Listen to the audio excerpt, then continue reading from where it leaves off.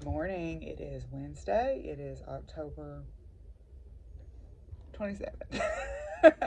27th. I'm in my office. Got class in a little bit.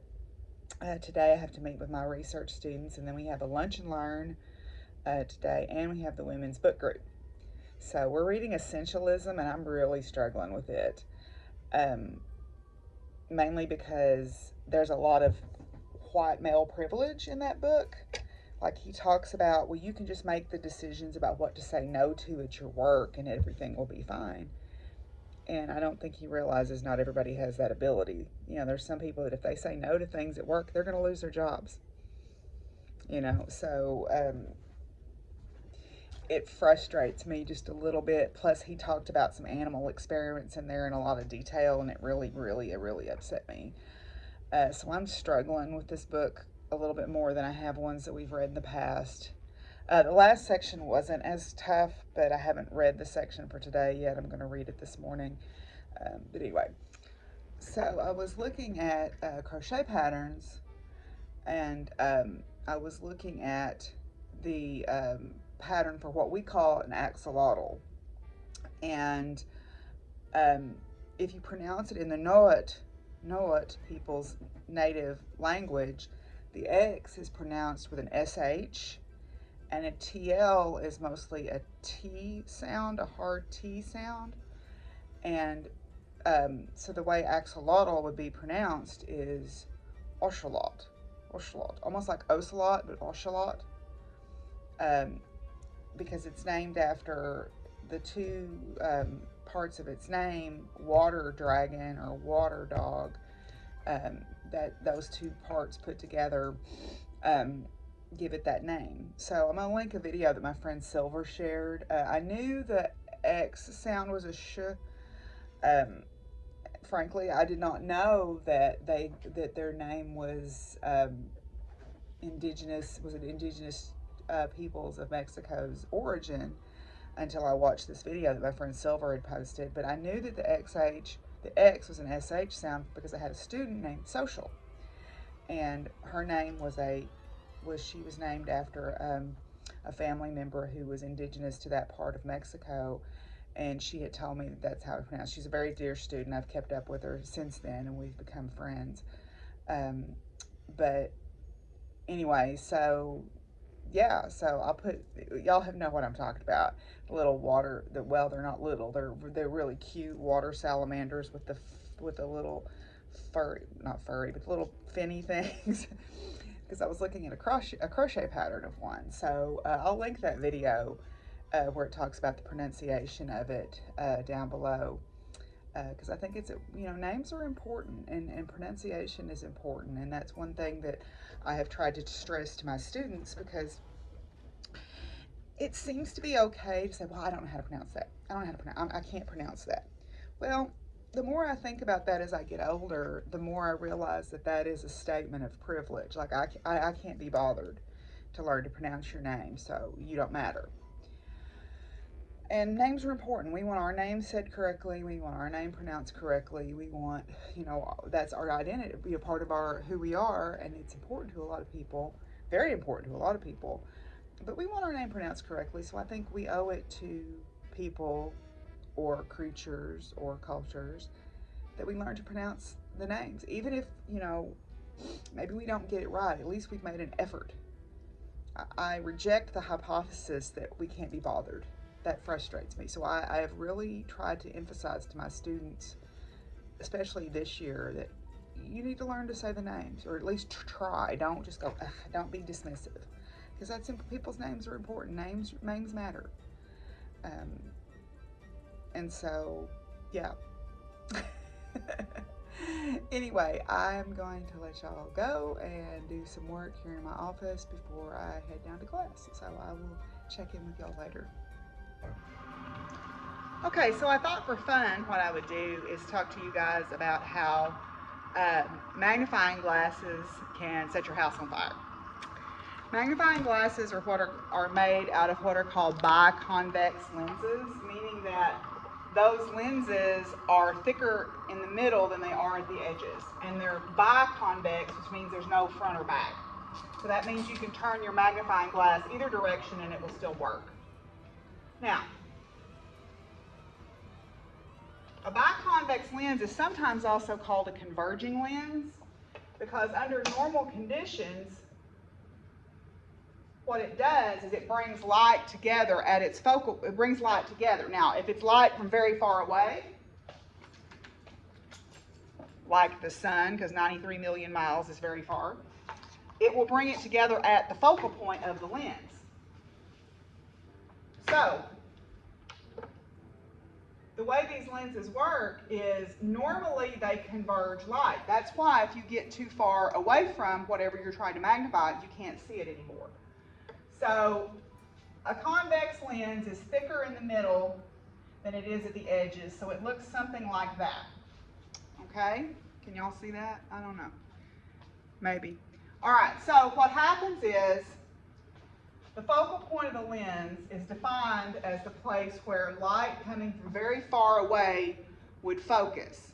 But what we do is we override that focal point a little bit and we put the object that we're trying to magnify inside the focal length.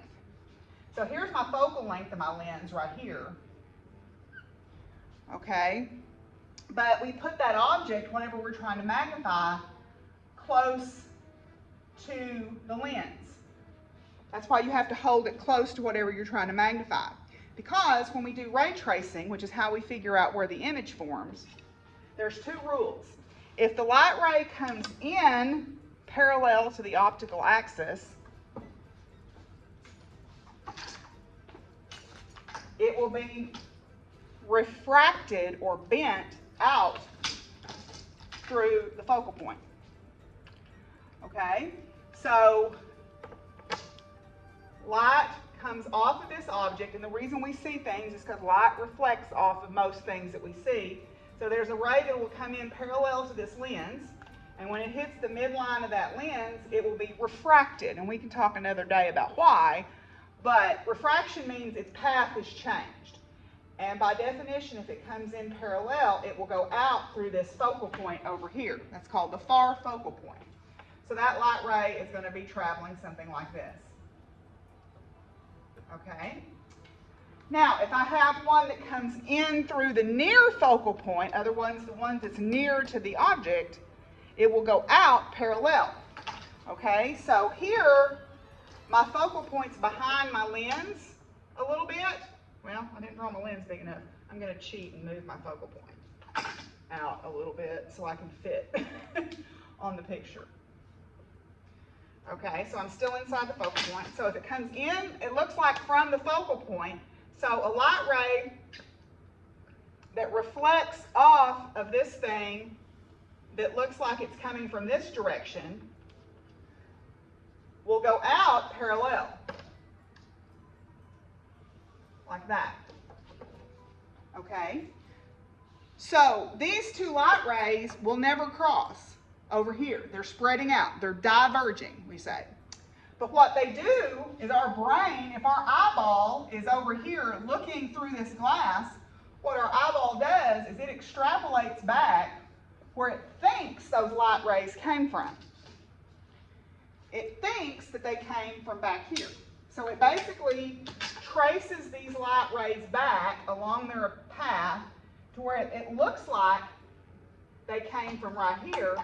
So we form an image back here.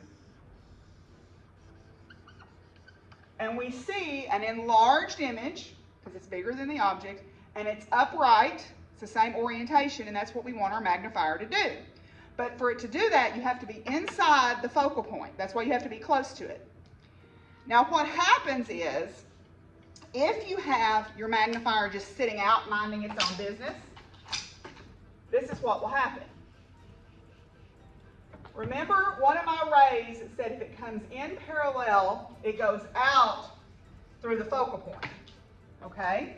So let's say I've got light coming from the sun. So I've got a whole bunch of light rays coming from the sun, and light rays that come in from far away all come in parallel. So what I have is a whole bunch of light rays that come in parallel.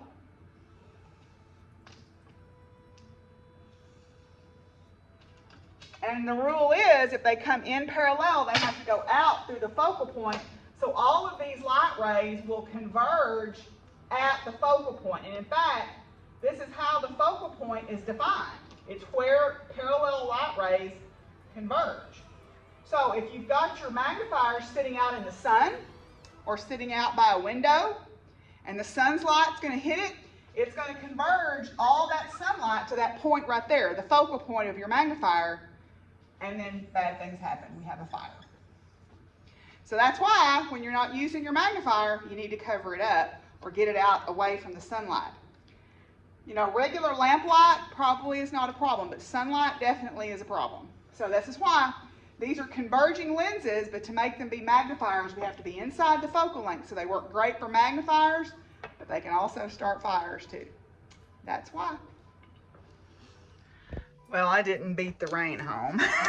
I'm a little damp right now, but that's okay. Luckily, most of my chores are done outside. I just have to feed the chickens, but I'll do that after I put a raincoat on. Sadly, my internet is not working right now, so no book group for me today, I guess. The workshop about online, the Lunch and Learn that I went to was about improving our online courses, and it was really good. They gave me some really interesting ideas about things, and I, in fact, signed up for a training for a new tool that they were talking about next week. So that'll be really good. But yeah, I'm home. It's pouring down rain right now, and so hi, Lucky. You want to come in out of the rain? Come on, Holly. Come on. Yes, she's a girl.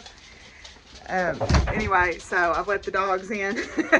There's two of them that like to stay outside during the day, but they don't like to be outside in the rain. So anyway, so I'm going to dry off and put on some dry clothes, and I'll check back in with y'all in a little bit.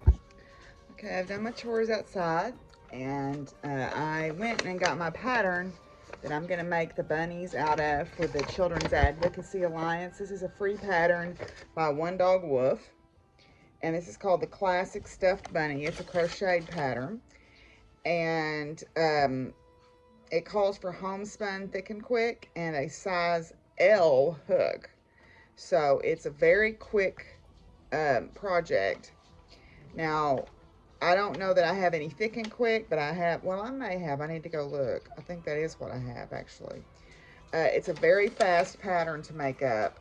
So these are what I'm going to make for the Children's Advocacy Alliance. I'm going to try to make, you know, 5 or so before December 1st. I can usually make one in a day. So anyway, day 27 of Stitchy Box. Feels like floss.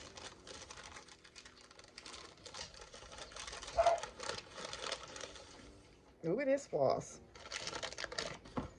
Oh, and there isn't a little story. I guess it's just here's a floss. Oh, let's see. This is a limited edition Gentle Arts. Yeah, and it's a kind of a purpley color. Ooh, that's pretty. Purpley color. So, yeah, that's beautiful. Alrighty. So, yay, more stash building, right? More stash building. So, yeah, that's kind of where I'm at. I appreciate y'all watching. I have had some people say they really enjoy the daily vlogs. I probably won't do anything. I probably will do Vlogmas or Vlogstus. You know, vlog in December. We'll call it Vlogstus for Solstice. How about? I'll probably do that because I bought the Stitchy box, countdown box for December also. So I'll probably do that. And that'll be a little bit more farm heavy and a little bit less work heavy because we will be out of school for most of December. I think we finish up the week after Thanksgiving is our last day of instruction, and then we go into finals. So you'll get to see more farm stuff then. I've been mulling over the Patreon situation a little bit more. I think I am going to do it. I mean, I'm not expecting people to sign up for it, but I think I will do some DIY videos on there of just stuff that I do. I'm certainly no expert, but I know that people seem to enjoy those. I'll still do them on my vlogs and stuff too, but I'll try to make a more decided effort to do them on there. Like I know several people have asked me about the feed sack bag making, even though there's a bunch of tutorials out there for that. I can go through how I make mine. I still need to do the full bust adjustment, but I'm going to do that on my sewing stuff. So I want everybody to be able to see that. I'll probably do that over Christmas too, because that's going to require me figuring out how to have video what I'm doing. I use my phone. I don't use a camera, and I don't have a tripod for my phone. But we'll figure it out. It's fine. Where there's a will, there's a way, right? And I've certainly got will. Anyway, I appreciate y'all hanging out. I hope you enjoyed the physics lesson and the lesson about the axolotl. Ocelot. I want to say ocelot because there's a Pokemon called that, but it's ocelot, and it was social, and she had the TL in her name, and she had the X, so it was social with a T sound at the end. So yeah, I hope you enjoyed that, and I will see you guys tomorrow. Bye.